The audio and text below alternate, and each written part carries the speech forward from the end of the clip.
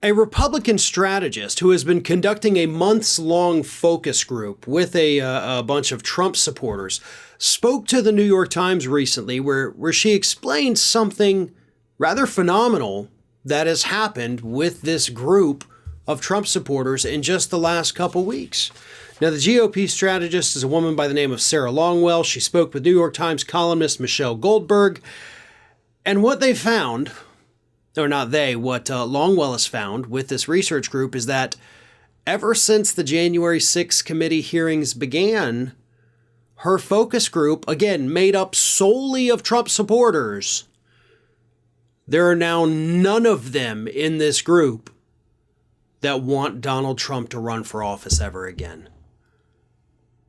These people went from being staunch Trump supporters to saying, yeah, we still like him, but we don't ever want him to run for office again in a matter of weeks. Do you understand how important that tiny little piece of information is? And here's the kicker.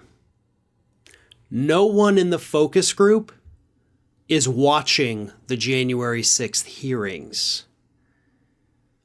All they're getting is information from other news sources, which again, these are Trump supporters, so it's from right-wing news sources, and what they're hearing from friends, families, or coworkers. But all of that is still enough to make these people say, I don't want him to run for office again. They still like him, like I said, don't get me wrong. They still like Donald Trump. They just don't ever want him to run for office ever again, based solely on what they're hearing about the January 6th committee. Now imagine if they were actually watching it, right? If they were getting the first-hand information, seeing it for themselves, watching the videotapes of the Capitol riot, watching the depositions, they may move from being Trump supporters who just don't want him to run again to being a group of never Trump Republicans.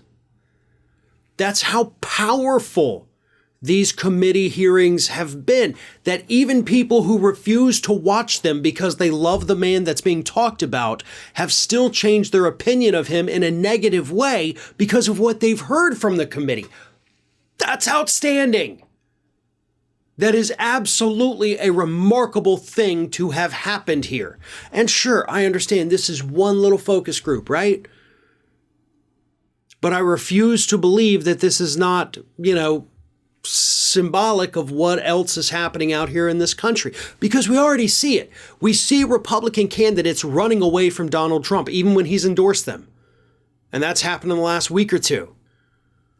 We have seen the polls shift where a majority of people didn't think he was responsible for the riot. Now a majority of them do. We've gotten to the point where we have, almost half the country says he should be prosecuted. Donald Trump, that is. And more Republicans saying they don't want Trump to ever run for office again. That's all thanks to these committee hearings, by the way. They've done them exceptionally well. They've painted a very dark and disturbing picture of what was going on inside the White House and the Trump campaign in their final days. And it's reaching people, even those who are not watching. That is how powerful they are. You don't even have to see it on TV for it to alter your opinion. Hey everyone, this is Aspen. And did you know that for the low cost of $0 per day, you can subscribe to the Fair and Balanced YouTube channel.